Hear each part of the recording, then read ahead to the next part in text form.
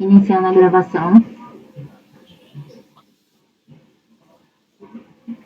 Senhores, retomando a pauta da tarde desse dia 2/6, vamos para o processo de número 43, item 43 da pauta, relatoria do conselheiro Douglas.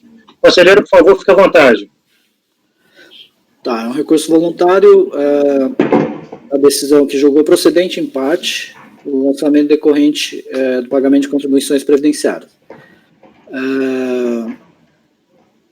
Foi lavrada a NFLD contra a empresa acima identificada, de modo que, com o relatório fiscal, refere-se às contribuições previdenciárias apuradas indiretamente por meio da RAIS, tendo como fatos geradores as remunerações pagas, devidas ou creditadas aos segurados empregados, a título de 13º salário, nos anos 2002 e 2003.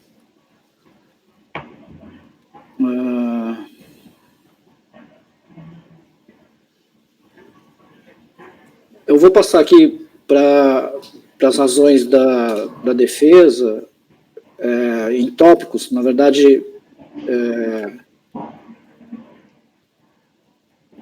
eu vou falar sobre a decisão. A decisão, ela excluiu o 13º referente ao ano de 2003 e manteve a parte procedente do recurso, foi a exclusão do 13º do ano de 2003, da competência 13 de 2003. Tá? A recorrente, e aí as demais questões foram indeferidas, foram mantidos os autos com relação às demais questões. Então, o recurso voluntário apresentado pelo contribuinte foi,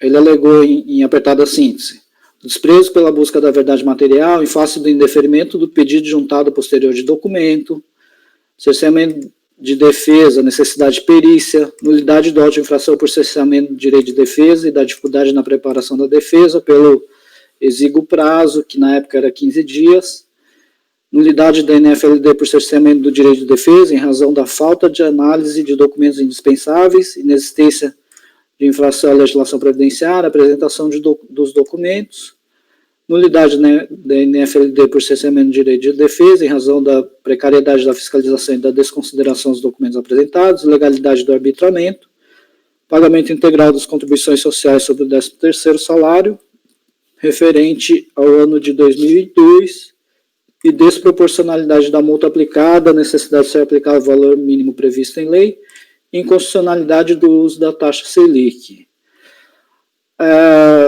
Eu verifiquei aqui e os argumentos, em tese, os argumentos lançados pelo contribuinte não procedem, e, além disso, assim, excetuando essa questão do 13º de 2003, ele repete todos os argumentos da impugnação, e por isso eu estou aplicando aqui, no caso, o artigo 57, parágrafo 3º do RICARF, tá? Então, aí, se olhar a decisão, ela trata de todos os pontos que foram objeto de recurso. E aí, com os quais eu concordo, eles não têm justificativas para alterar a decisão recorrida.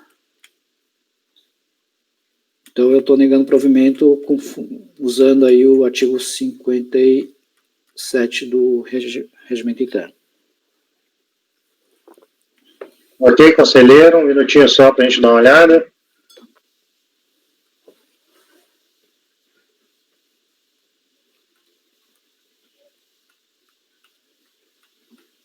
Você tinha comentado, Douglas, que com relação, exceto a questão do 13º, seria a reprodução do que veio sendo discutido na impugnação.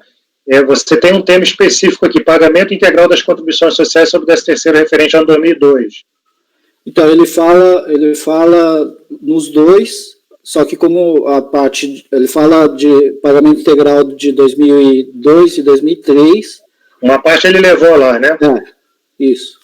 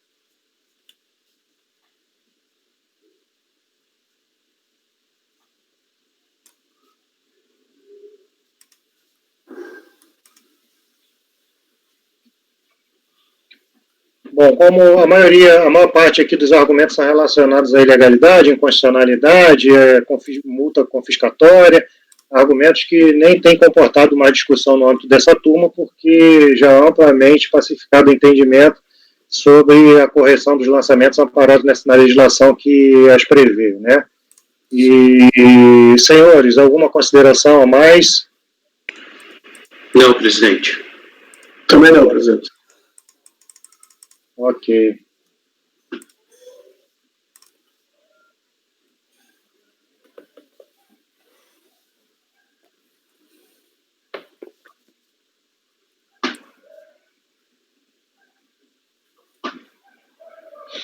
Daniel, como vota? Eu acompanho, presidente. Rodrigo? Acompanho também, presidente. Francisco Guarita? Eu acompanho, presidente. Débora? Acompanho. Ângelo? Também acompanho. Marcelo? Acompanho. Ok, senhores, eu também acordo de membro do colegiado por unanimidade de voto negar provimento ao recurso voluntário. Processo número 44, conselheiro Douglas. É a obrigação acessória desse caso. Na verdade, o encaminhamento é o mesmo. CFL 68? Não, deixa eu só ver aqui. 38. 38. É de lançar mensalmente, né? Isso. Isso é 38? Não, é 34. Apresentar livros e... Cadê? Deixar a empresa servidor de Então, órgão público direto. Esse aí é aquele 34, não é? Deixar Não, de lançar. CFL 38. 38. O servidor de justiça, o titular é síndico, representante comissário, liquidante da empresa, exibir qualquer documento ou livre relacionado com a contribuição prevista à lei. É porque aqui a emenda tá pelo outro, né? Isso. Eu estou lendo aqui o voto de infração. Entendi. Na emenda eu vou arrumar e o voto também Não trocou. Na verdade, eu vou arrumar esse voto aqui. Mas o encaminhamento é negar provimento. O que deixou de exibir? Isso.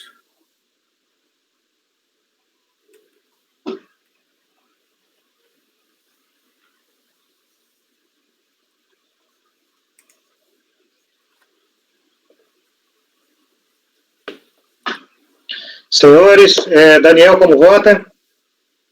Acompanho, presidente. Rodrigo? Tá olhando aí, Rodrigo?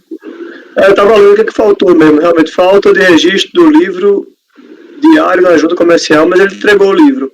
A falta de apresentação de documentos, eu não estou entendendo o que faltou. Com as formalidades legais. É só entregar o livro, mas sem as formalidades, né? Isso aí. Estou seguindo o documento, contrato social, livro diário e razão, e esse livro sem as formalidades legais. Ok. Ok. Guarita? Relator. Rodrigo, você votou com o relator? Sim, com o relator. Perfeito. Débora? Acompanho também o relator. Também acompanho. Marcelo? Acompanho.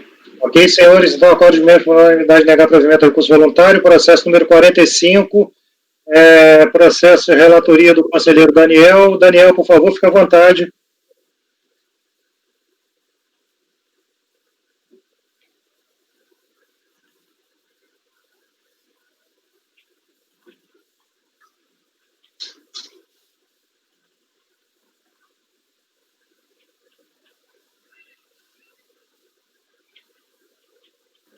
Item 45.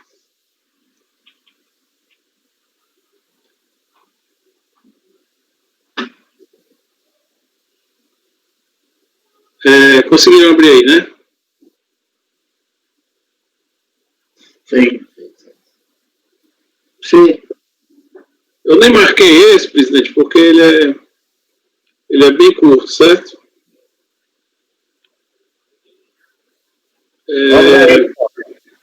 Oi? Então vamos a ele. Ok, são contribuições sociais previdenciárias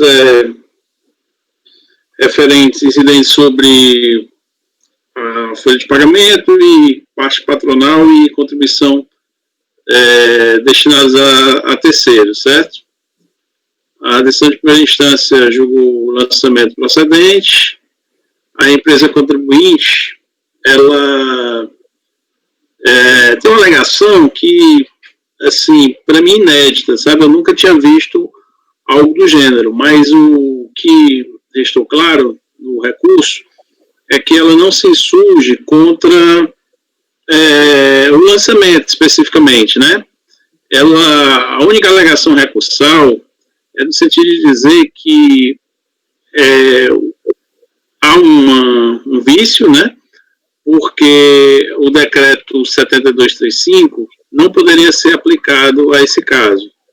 Ou seja, a legislação, que é o artigo 34 e 35 da Lei 8.212, prevê que o lançamento é feito por um documento chamado notificação fiscal de lançamento de débito. Ou seja, quando os débitos, né, a construção do crédito tributário previdenciário, antes da unificação, na sistemática da Secretaria da Receita Previdenciária, como a gente vê muitos, né, aqui, são as famosas NFLDs, ou seja, notificação fiscal de lançamento de débito, né?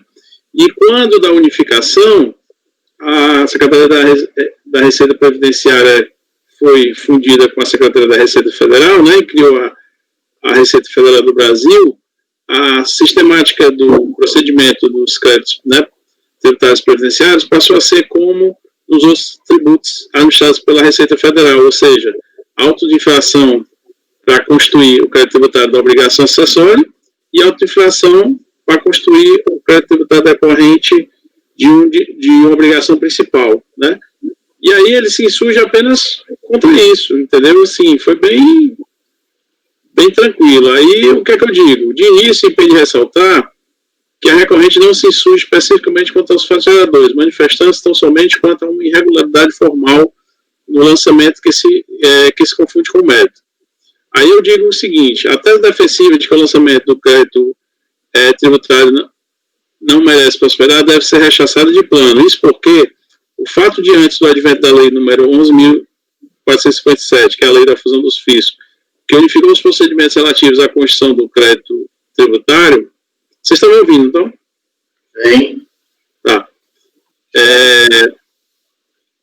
Do crédito tributário, que unificou os procedimentos relativos à construção do crédito tributário, faltou aqui o acento do crédito, relativo às funções sociais previdenciárias com os outros tributários administrados pela então Secretaria da Receita Federal do Brasil, ser usada como nomenclatura para a construção do crédito tributário o termo notificação fiscal de lançamento de débito, e na sistemática atual, após a criação da RFB, o documento que constitui o crédito denominar-se auto-infração, em nada altera a natureza jurídica constitutiva do crédito tributário. Vale ressaltar que o descumprimento da obrigação principal, ou seja, o inadimplemento do dever de recolher o tributo aos cofres públicos, é uma infração à legislação tributária, posto que se está descumprindo a obrigação tributária prevista em lei, ainda que não tenha natureza de penalidade. Assim, coexiste no âmbito da Receita Federal do Brasil o auto de infração lavrado na decorrência do descumprimento da obrigação tributária principal, que é o caso em tela, e o auto de infração por descumprimento da obrigação acessória, este de natureza punitiva, sem o viés arrecadatório, mas com escopo de possibilitar a fiscalização e o requerimento da obrigação principal. Destarte, não é exaustivo repetir que a nomenclatura do documento de construção do crédito é irrelevante, sendo importante apenas reconhecer a natureza constitutiva do crédito tributário. Portanto, não há qualquer irregularidade nas normas que uniformizaram os procedimentos de fiscalização e lançamento dos tributos administrados pelas antigas Secretaria da Receita Federal e Secretaria da Receita Previdenciária. Ficou faltando só essa conclusão.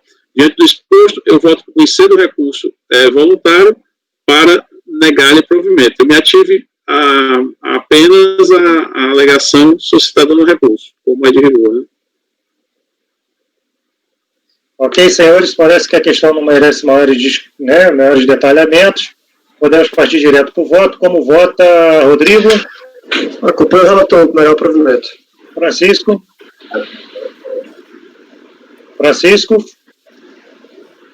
Acompanho o relator. Douglas? Acompanha o relator. Sabe? Também acompanho.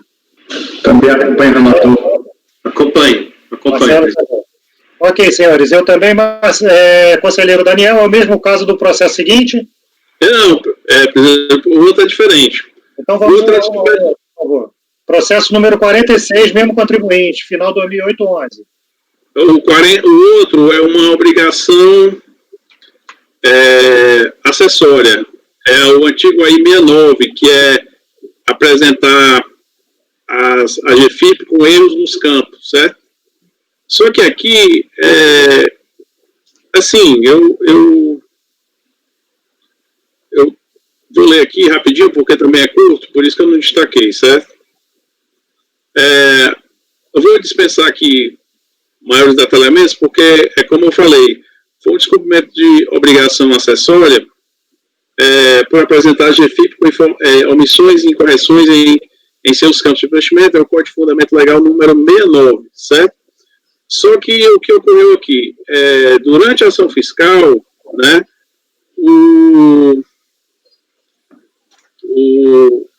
a empresa, né, contribuinte, ela já corrigiu essa infração, tanto que a autoridade fiscal lançadora, ela já aplicou a multa, certo, com uma atenuante de 50%, né? É o que eu falo aqui, já entrando no mérito, né? Porque essa questão também não envolve... Inclusive é um crédito, acho que em torno de R$900 no máximo, que está se discutindo aqui, né? Então, o recurso é fato incontroverso que a contribuinte corrigiu a falta que originou a infração e, por esse motivo, já teve a multa atenuada em 50% pela autoridade fiscal lançadora. Com base na legislação vigente à época do protocolo da impugnação, a autuada requereu a elevação da multa dentro do prazo de defesa, alegando que já corrigiu a falta, né? Eu coloquei aqui vigente à época porque essa possibilidade de relevação há muito tempo foi tirada aí da legislação tributária previdenciária. Não existe mais essa possibilidade de relevação. Mas na época, né, ela tinha esse direito, né, desde que solicitasse dentro do prazo e fosse primária, de acordo com o artigo 291, que eu transcrevo aqui na frente. A decisão de magistrado deferiu o pedido de elevação da multa sob o argumento de que a recorrente não cumpre o requisito de primariedade.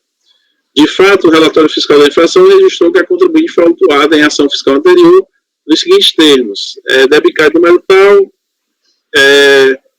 infração, a legislação, conforme apontado. A redação do decreto 3.048, vigente à época, a qual previa a possibilidade de relevação da multa aplicada, estabelecia: constitui circunstâncias agravantes da infração, das quais dependerá a gradação da multa, incorrida em residência. Caracterizada a residência a parte de nova infração, é dispositivo da legislação por uma mesma pessoa por seu sucessor dentro de 5 anos da data em que se tornar irrecorrível administrativamente a decisão condenatória, da data do pagamento ou da data em que se verificou a revelia. Certo? Então, não obstante a existência de autuações fiscais anteriores, fato que poderia, em tese, retirar a primariedade da recorrente e ser óbice para a relevação da multa aplicada, não encontrei nos autos qualquer documento que ateste a definitividade das autuações anteriores. Não existe informação se houve ou não impugnação às autuações mencionadas pela fiscalização para se aferir o requisito normativo em relação à eventual existência de decisão administrativa irrecorrível. Em face da fundada dúvida acerca da definitividade do crédito tributário relacionado às autuações fiscais anteriores decorrentes do descumprimento de obrigação acessória, entendo que não pode ser retirada a primariedade do infrator até o que dispõe o artigo 112 do CTN, em verbes. A lei tributária que define infrações, o único mínimo de penalidades, interpreta-se de maneira mais favorável ao acusado, em caso de dúvida quanto a natureza ou a circunstância material do fato ou a natureza ou a extensão dos seus efeitos. Destaque, entendo que a autuada cumpriu os requisitos para ter o benefício da relevação da multa aplicada, nos termos da legislação vigente à época da apresentação da defesa. Diante do exposto, voto conhecer do recurso voluntário para dar-lhe provimento.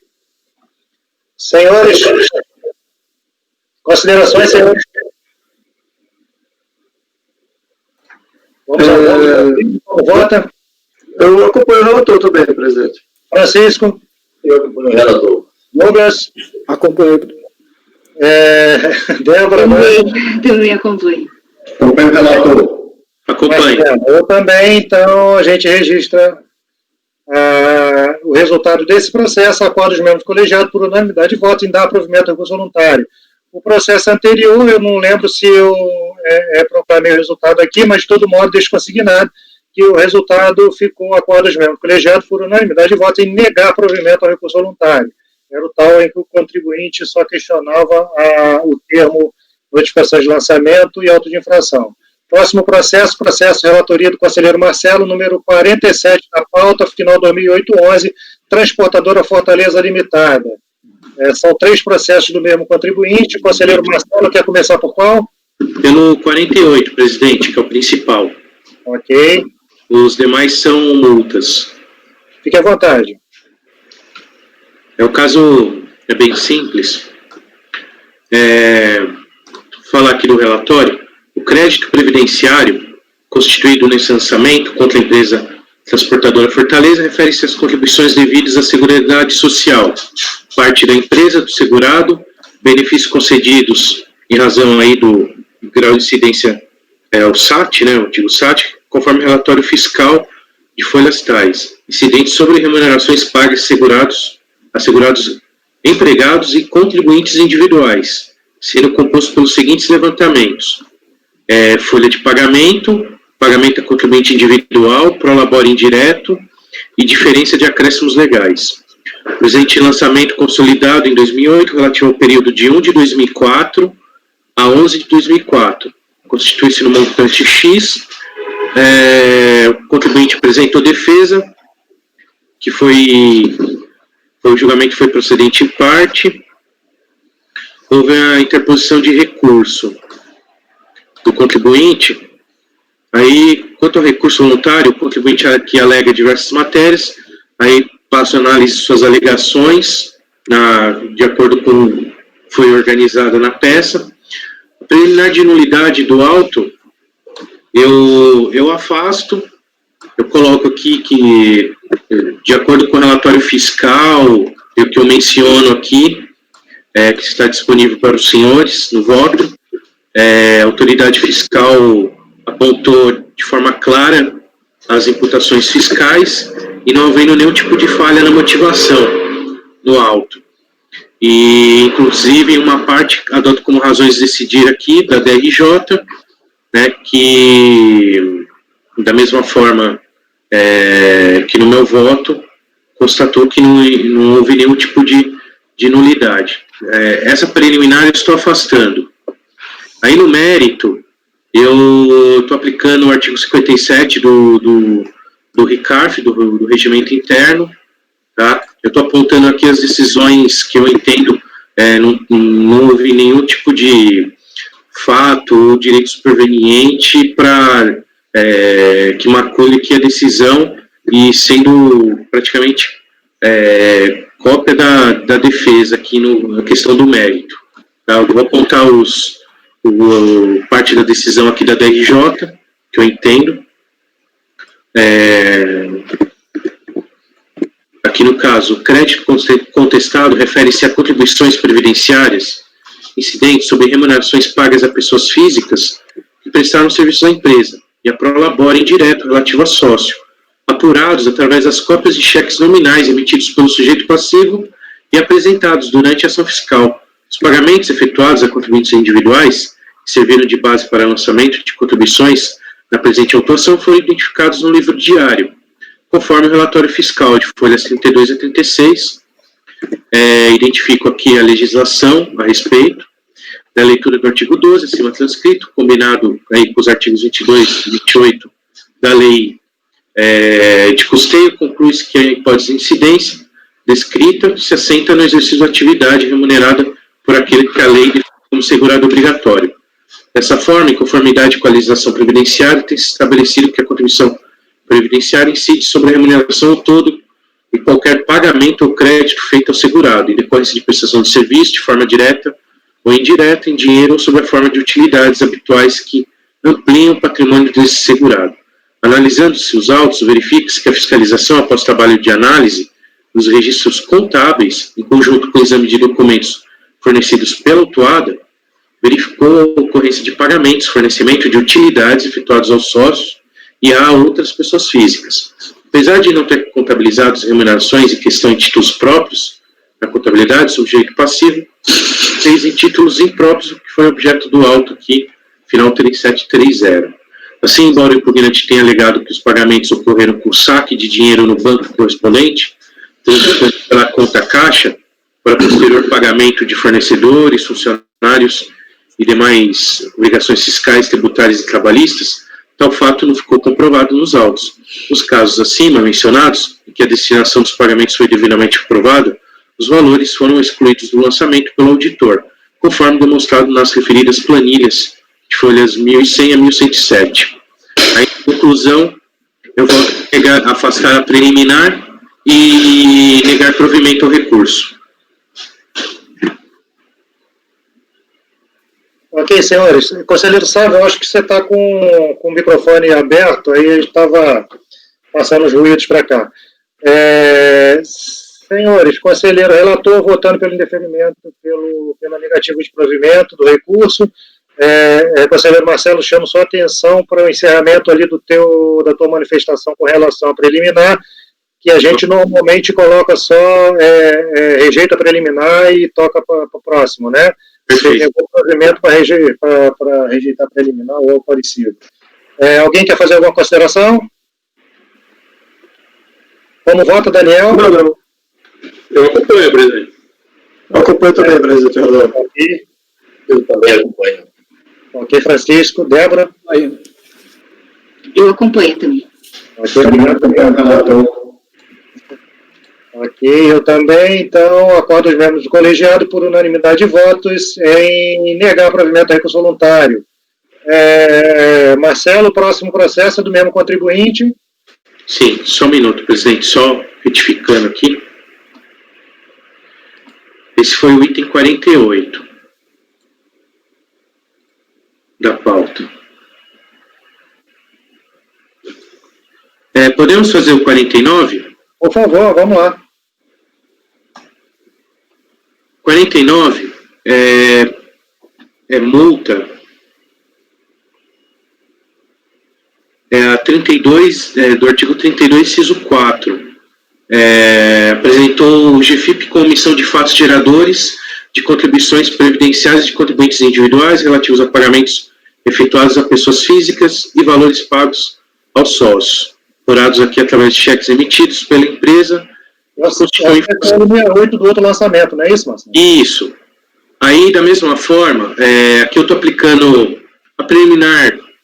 Ele alega uma preliminar de nulidade por conta do cerceamento de direito, de defesa, não conexão e julgamento conjunto do PAF 2005-88. Aqui eu até afasto aqui.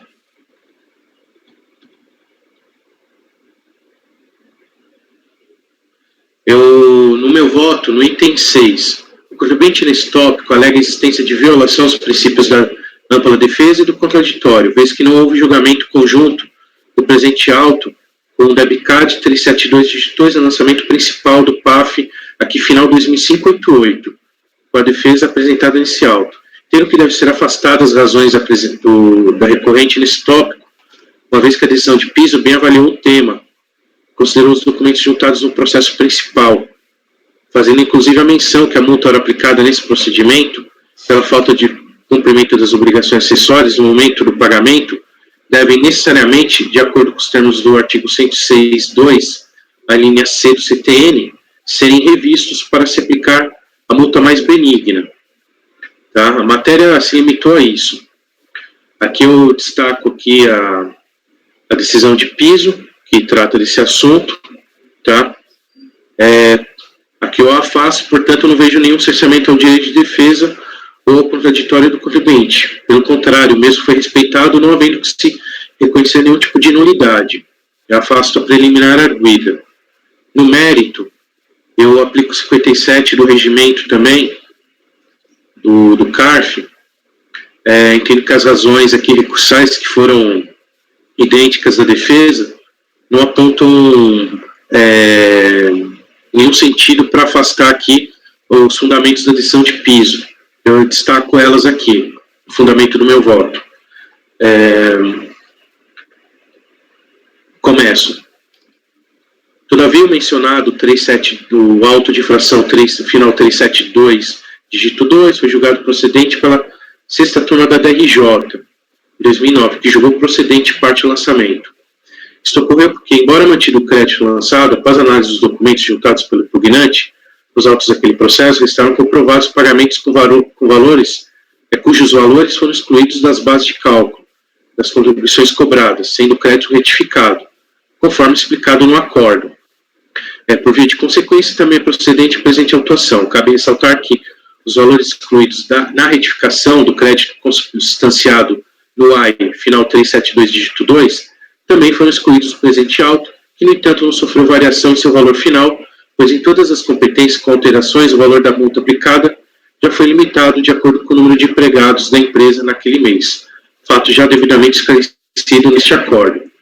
Aí, por conta disso, eu mantenho a decisão de piso, os seus próprios fundamentos, e nego provimento ao recurso, afastando a preliminar arguida.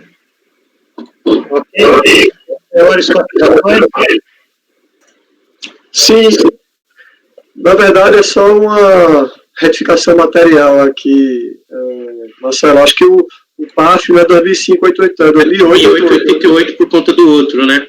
Eu vou fazer essa retificação no corpo do acórdão, porque meramente foi erro de digitação, porque ele trata do mesmo. É como eu quis, assim, deixar claro que foi do próprio voto ali, que eu peguei a própria menção ao voto, tá? Mas eu faço essa menção aqui.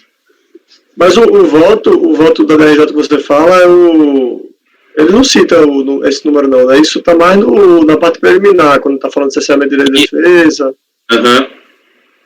Eu não sei se foi o próprio contribuinte que errou, mas pelo o que a gente julgou anterior, né, o item 48 da pauta é 2008, 88. Ok, senhores. Mais alguma consideração? Daniel, como voto? Acompanha, presidente. Acompanho também, presidente. Acompanho também, presidente. Acompanhe, presidente. Acompanho também. Sávio? Também acompanho o relator. Ok. Também acompanho. Ok, Sávio, obrigado. Senhores, eu também com o relator. Então, 49, acordo de membro colegiado por unanimidade de votos e negar provimento ao recurso voluntário. Marcelo, processo 47.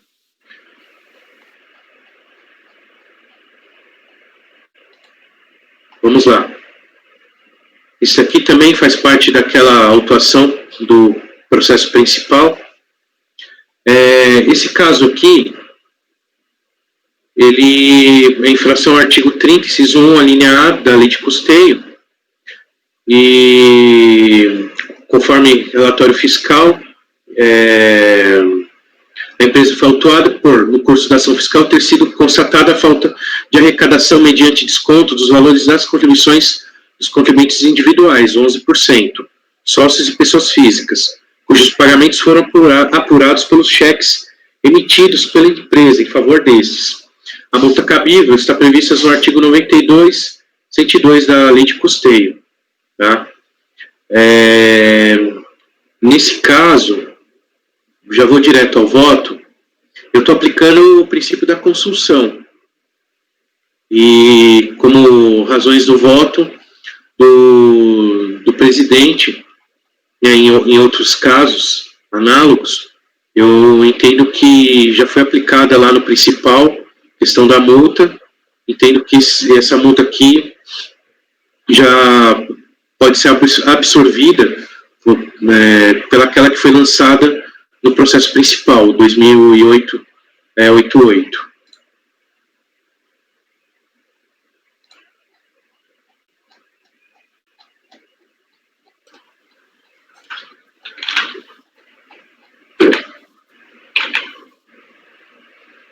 Aqui só tem uma questão que são as datas, né? Esse daqui esse aqui é 2004, né? No 2000, não, o lançamento ocorreu, não existia MP449 ainda. Ah, não. Mas não seria de se aplicar também? A mesma razão, assim? Marcelo, a dificuldade de se aplicar é que aí você teria que rever aquela cesta de comparação de multas, entendeu? Certo. E aquela cesta só entra determinadas multas. Tá. Eu teria que imaginar que eu teria que lançar isso dentro da cesta, ou seja, mudar um procedimento que já está amplamente consolidado no CARF relacionado a essa aplicação da retroatividade benigna. Certo. Porque eu, quando fiz essa construção, eu levo em consideração lá na 9.430. É porque ela que prevê que é deixar de arrecadar, recolher e tal, e aí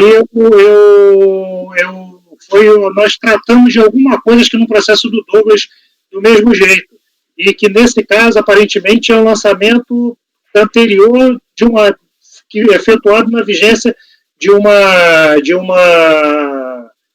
vigência de uma lei anterior, uma norma anterior. Se a gente aplicar isso, o que acontece? Não dá a mesma coisa, porque ele não entra no comparativo das cestas, entendeu? Sim.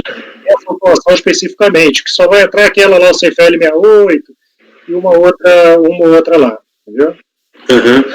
O Douglas até alterou um dos votos dele hoje mais cedo, que ele também veio com essa mesma tese, a gente discutiu isso, sobre essa dificuldade de se aplicar para um período mais rápido, e ele acabou revendo esse posicionamento dele.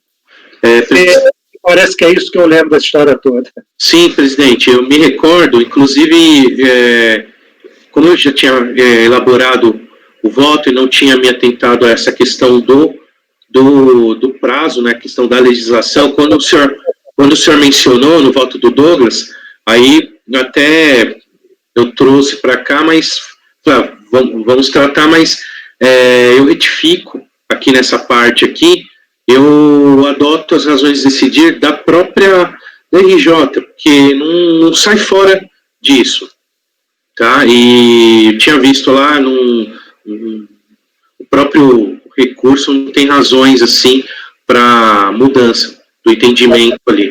Nesse caso, só o fato da gente ter mantido o lançamento da obrigação principal, que era exatamente efetuar esse pagamento, né, se ele fez esse pagamento e não considerou que era o salário de contribuição, certamente ele não fez a retenção e, portanto, como consequência, caberia esse lançamento aqui também.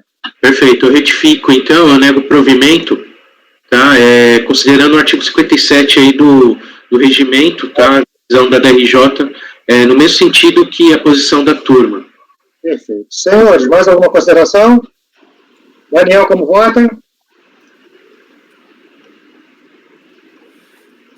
Eu acompanho, presidente. Rodrigo? Acompanho também, presidente. Francisco? presidente. Douglas? Acompanho, presidente. Débora? Acompanho. Flávio? Também acompanho. Ok, senhores, então esse é o processo 47, que fica da mesma forma. Acordam os membros colegiados por unanimidade de votos em negar provimento. Eu também acompanho o relator. Processo Maia Metalurgia Limitada, conselheiro Douglas, por favor, Douglas, fique à vontade. Então, o lançamento é de contribuições devidas pela empresa, adicional de RAT, contribuições destinadas ao terceiro, salário, educação, INCRA, mais SESI e SEBRAE, que foram declaradas em GFIP e divergências entre GFIP e GRPS. A decisão decorrida manteve o auto de infração, ficou assim emendado, então Marcelo, você está com o microfone aberto aí. constitui, são utilizadas as informações em GFIP como base de cálculo das contribuições, juros Selic e juntada de novos documentos para preclusão temporal. Esse caso aqui, no recurso, o recurso da recorrente também se limitou a enfrentar os mesmos assuntos da decisão, da impugnação, então, nulidade pela lavratura ter ocorrido fora do estabelecimento, deveria ter sido feita no estabelecimento da recorrente, falta de motivação, ausência de tipificação, confiscatoriedade da multa e inaplicabilidade da Selic. E aí eu estou aplicando também a decisão recorrida, né, nos termos do artigo 57 do Regimento Interno.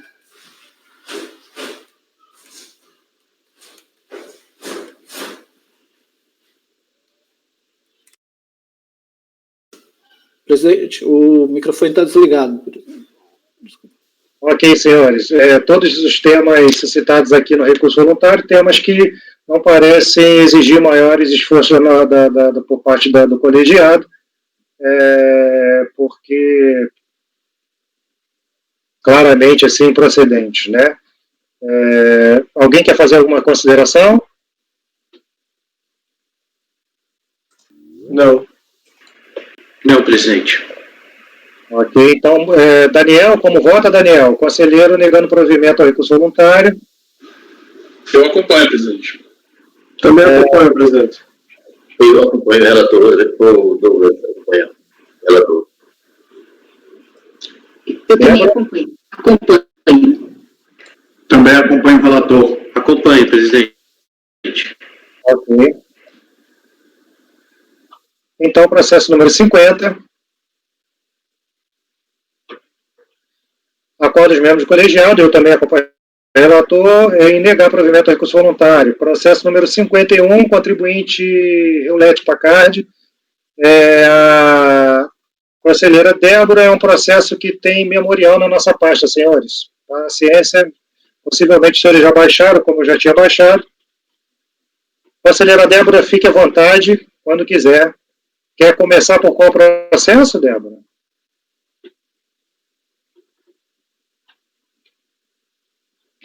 Débora, está desligado o seu microfone. Começar pelo 52, que é a obrigação principal. São duas obrigações principais, a questão da retenção dos 11%, e o resto são as multas, CFLs 38, alguma coisa mais. Eu acho melhor começar pelo 52. Por favor, fique à vontade.